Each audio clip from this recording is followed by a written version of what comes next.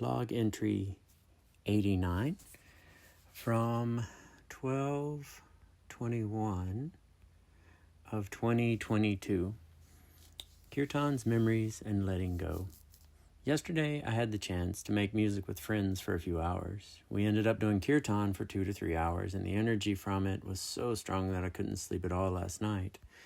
It felt like Krishna was with me through the night, gently talking about different paths and choices with me, and guiding, questioning, and listening.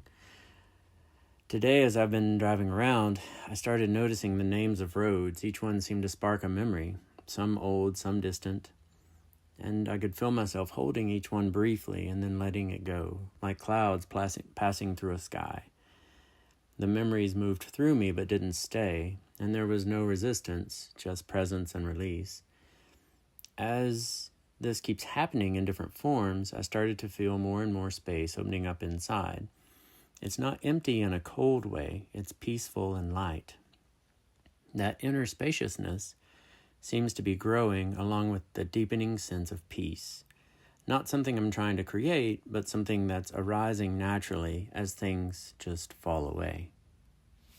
What I was finding was, at the time that this was happening, this was anarthas and karmas cleaning inside of me as I was doing my devotion and I was meditating with Krishna.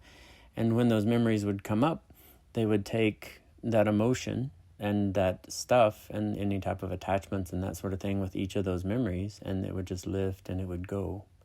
And it really was opening more space in my heart. And it was really wild. I would see like a road name, and that would be like the name of maybe a pet I had as a child, like a dog or something. And then it would just lift and dissolve and go.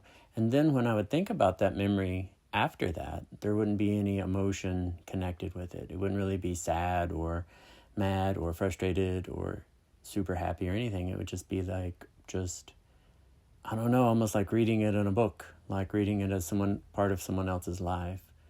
And so what it was is it was removing the attachment, that grab inside of the emotion. And yeah, as each one lifted, it just would free up more and more space. It was really, really amazing. And I've had that experience often as I've been out traveling around and doing my devotion and focused on Krishna and things like that.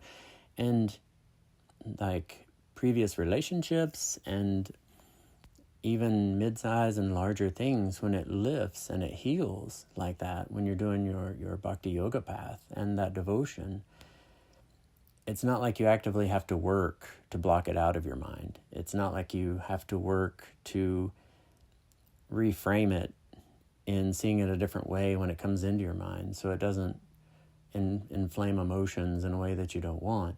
It's really wild. It actually heals. And when you think of it, it's like, oh yeah, that was that, and it happened like this, and it's fine. And again, you don't really have to effort. It's like an organic process, and it just lifts and it heals and it goes. It's incredible, absolutely incredible. So in doing your devotion, if you just focus on God and you share love with God and you spend time meditating in that place with God, all of these things are healing simultaneously for you, which is incredible.